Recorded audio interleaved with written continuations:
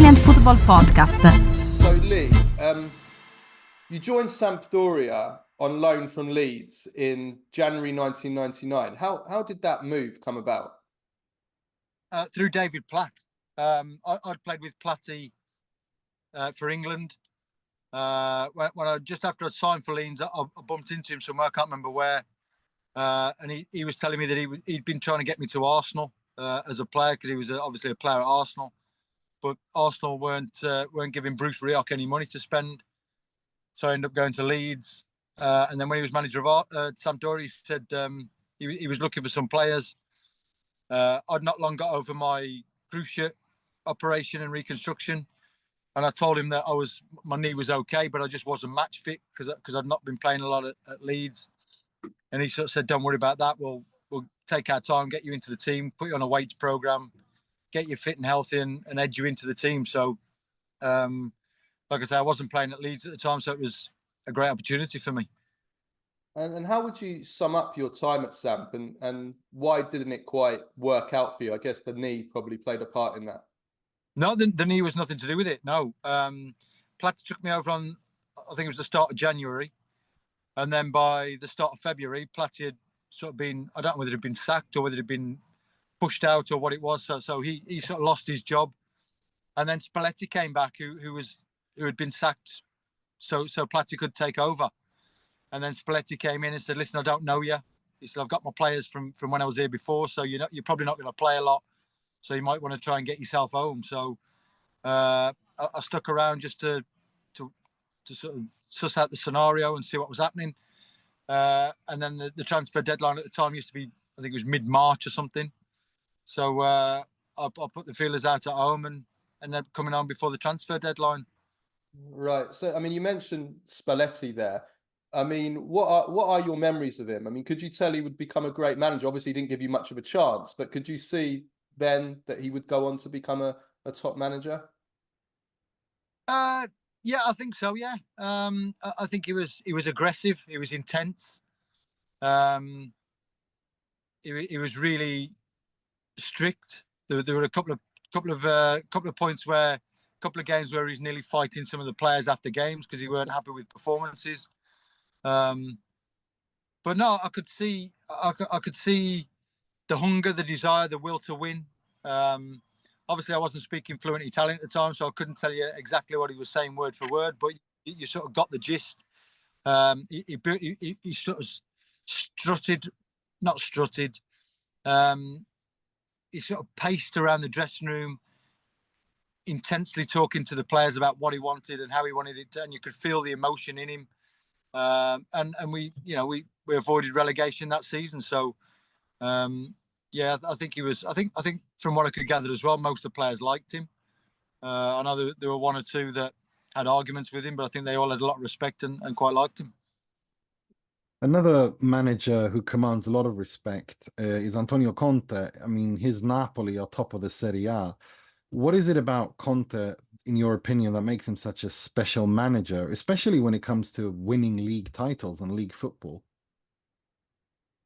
I think it's an intensity. I think it's a belief and a knowledge that he's done it before and been successful before at other clubs. So he knows that his system works. He knows that his ways work. So I think when you have full confidence in what you're doing, I think it's a little bit easier to get players on board. I think he buys the right players for the right positions and the right formations and tactics that he plays, and he gets the best out of his teams. Another team that is also locked in the Scudetto or Serie A title race is Inter. What do you think of their chances to win the Champions League? A lot of people are mentioning them as one of the favourites. Yeah, to be fair, I don't watch a lot of European football, so I don't know a lot about Inter at the moment. I know there's a few really strong sides still in the Champions League that they're going to have to beat if they do win it. But historically, Italian teams have never conceded many. They've always been very tight defensively, and in cup competitions, that's really imperative that you keep clean sheets and give yourself a chance, and they can score goals. So I think they'll probably be one of the three favourites for the bookies. Yeah, I mean, we saw that defensive solidity against both Arsenal and City so far this season. And Simone Inzaghi has been linked with many jobs in the Premier League. Do you think his football would suit the Premier League? And if so, which club do you think he would work out better at? How's his English? Not very good. Uh, I don't know. It's a totally different league. I think it asks totally different questions of managers and players. But if you're a winning manager and you're successful and you can come over here and be successful, I think Conte proved that he can do that. There's a lot of foreign managers that do come over. Arteta's proven he's good. Slot, there's not a lot of British managers that can compete with European and foreign managers these days. They come over with a fresh intensity, fresh ideas. But as long as I think communication is key. So his English would concern me a little bit. But as far as tactics and knowledge in the game, I think there's no reason why he wouldn't be successful. Okay, just a little bit away from the football pitch. Now, I remember growing up that you were regarded as a bit of a kind of a party boy, a bit of a ladies' man during your football days. I mean, is that fair? Was that a fair representation of you? And if so, like, what was the nightlife like and the female company like in Italy? If I'm allowed to ask that. Well, in Italy, I didn't go out. I never went out once in Italy. I obviously couldn't speak Italian. I was in a very Italian-speaking place. I was obviously Genoa. I was half an hour, 25 minutes outside of Genoa in a lovely little village called Nervi. And I didn't go out. I didn't go out once. So I think I got invited out by one of the players that was my roommate, but I didn't go out in the end. So no, I didn't get to have many drinks. And of course, we were in a relegation battle. So after every game, the players would go, whatever you do, don't be seen out tonight because you'll get licked. The fans will kill you if you get seen to be having a good time while we're in a relegation battle. So I was like, right, I'll just stay in and put some music on and dance around the apartment. So you were very, very quiet 3 months while I was in Italy. Oh, wow. So very, very professional then. Very professional. Who was your roommate, by the way? Oh, what was his name? He was the right wing back, mixed race lad. Quick, high energy. Vieira? Hugo Vieira? No, not Vieira. No. We'll look it up. Is it right wing back, quick, got up and down the line, mixed race lad. I think his name began with B. Wasn't Balleri, was it? It could be, yes. It could be him, yeah, Balleri. Yeah. He was a tough nut, yeah. Just a couple of quick questions on Man United before we finish with a game. So, your former team, Ruben Amorim, has had not a very good start at Man United. I know he won against Fulham yesterday. Is he still the right man? Is he the right man for the job at United? I think so. I think he's probably done to the club what the club has been needed doing to it over the last 5 or 6 years. I think he's coming with some discipline, with some honesty and some integrity, with an idea and a plan, and stuck to it. I think other managers have come in with a plan and thought these players are not quite up to it, or not quite good enough, or not tactically or positionally aware of what I'm trying to do. So I'll change a little bit and try and accommodate the players that are there. And he said, no, I'm sticking to this plan. This is my plan. This is how we play. He's been strict with Rashford and his work ethic in training and his discipline on and off the pitch. He's done the same to Garnacho. Garnacho stepped up and shown that he's prepared to put the graft in, and he's got himself back in the team. I think he's come out in the press and been absolutely honest with the way he thinks of the team's performances and individual performances and effort. So I think he's the right man. I think it's going to take him a couple of transfer windows to get the players in that he wants. But I think that the way he's handled himself, the way he's handled the press, I think he's been absolutely spot on so far.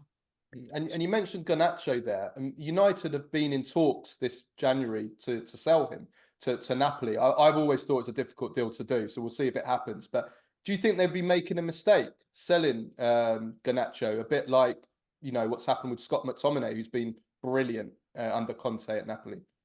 Yeah, I wouldn't have sold McTominay if I'm honest. I'm not sure as a Man United player he was good enough as a regular, but I certainly think as a squad player he was better than most people there. You know, he always put a shift in. He could always come up with a late goal. He always wore his heart on his sleeve, and you know, his blood was Man United. So I don't think they should have sold him. And now Napoli are reaping the rewards. I think Garnacho, I could go either way with Garnacho. I think it would be good business for the club if they could get a really good fee for him. I'm not sure how much Napoli are prepared to pay, but if they could get a good fee for him, it would be all profit. So it would allow the club to go out and buy 2 or 3 players as replacements in positions specifically for what Amorim is looking for.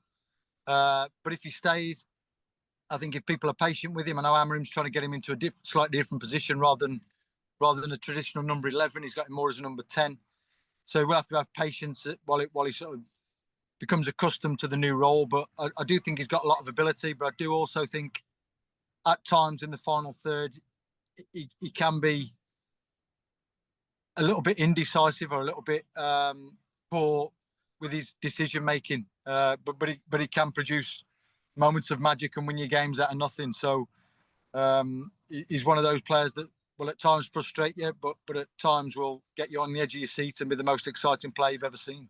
Right, just to finish off, we play this quickfire game where we give you 2 or 3 options, and you can just, you can pick one, or you can explain why or not, whatever you want to do, just one word answer.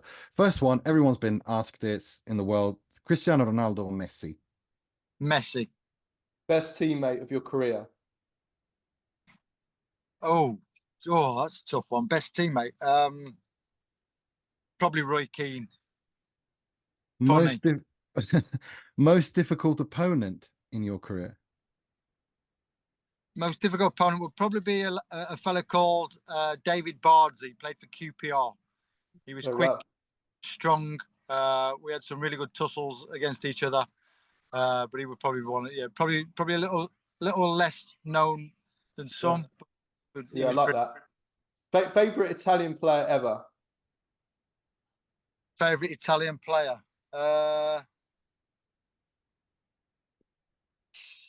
Baggio? Yeah, I'd probably go Baggio. I was torn between Baggio and Totti, but probably Baggio, yeah.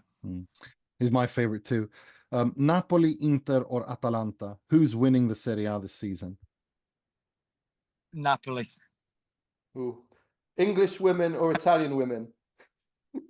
Well, I only got to meet one Italian woman. She was ginger and freckly.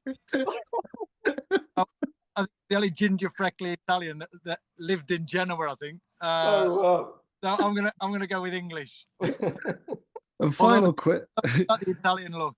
I love that. A final question, probably the most important one we've asked you, most contentious: pineapple on pizza, food heaven or food hell?